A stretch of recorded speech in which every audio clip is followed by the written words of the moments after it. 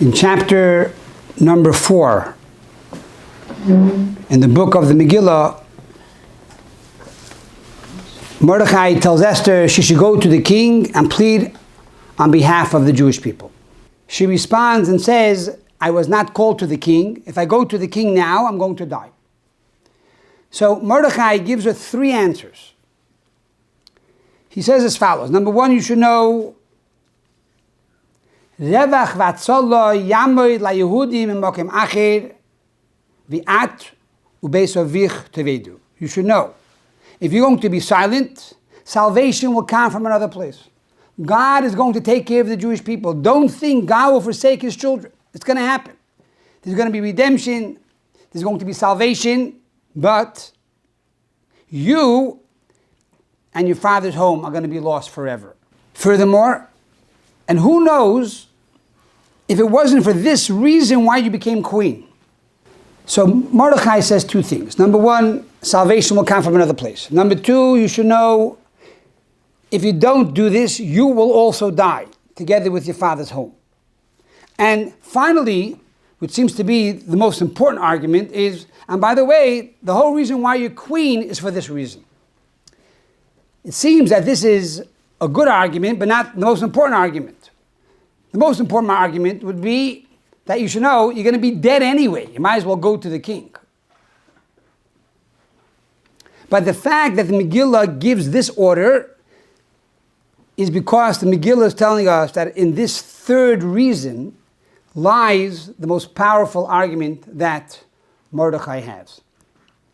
And that is a lesson for all of us, a teaching to all of us. The Megillah is not only a story of the past, as the Baal Shem Tov says, "Hakoirei es ha-Megillah lemafreya lo yotza." If you read the Megillah backward, you did not fulfill your obligation. The simple interpretation means if you read it out of order, you don't fulfill the mitzvah of Kriyas HaMegillah.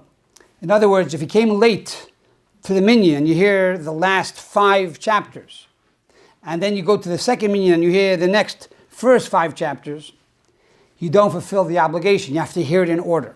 But on a deeper level, says the Baal Shem Tov, Hakoirei es ha-Megillah lemafreya, a person who reads the Megillah backwards saying the story happened then, many years ago, but not today, and has no application to me personally, lo yotza, you have not fulfilled the mitzvah of the reading of the Megillah.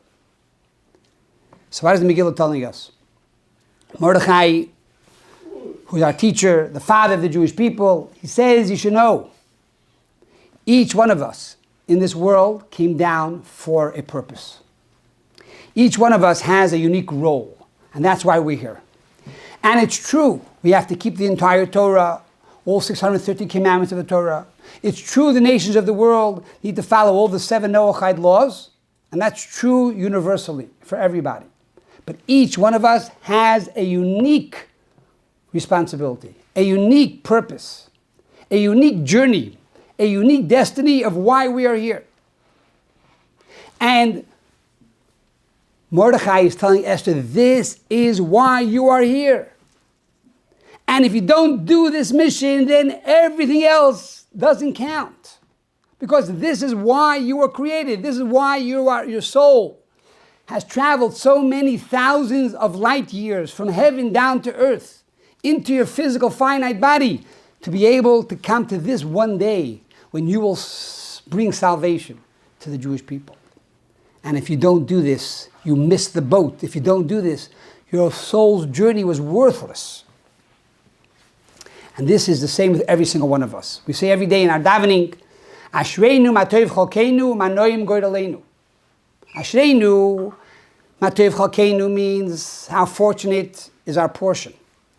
Umanoim, and how sweet and how pleasant is goydaleinu, is our lot, our lottery. What's a lottery? A lottery is something which makes no sense. I bought a ticket and I won $1 million. Why? There's no reason. Each person has their lottery.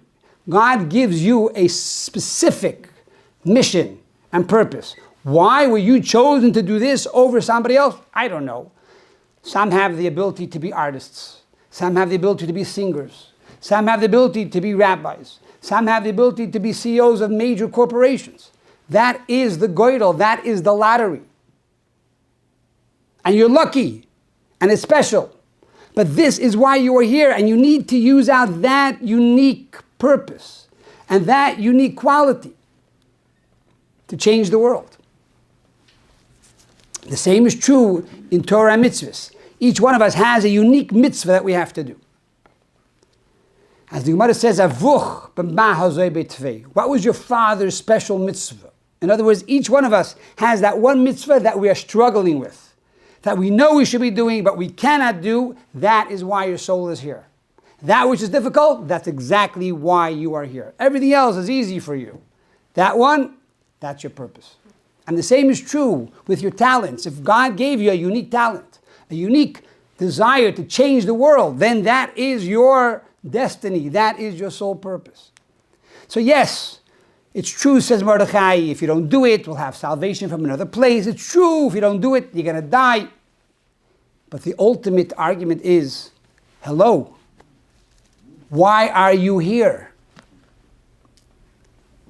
And once you understand that this is your purpose, you understand that you must be willing to go for broke to make sure this happens.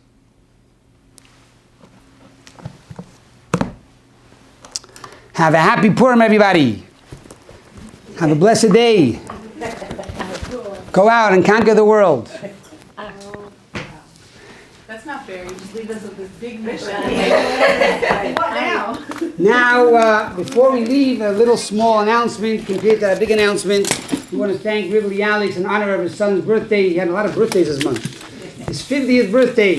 And Sonia Becker in honor of her parents. Fega, Baz Akiva, Mendel Laser, Ben Benno, Holocaust survivors whose love and Jewish guidance ultimately led me to this amazing shul and the Raskins and joy. And we want to thank her again for the amazing violins of hope. Was really, really breathtaking.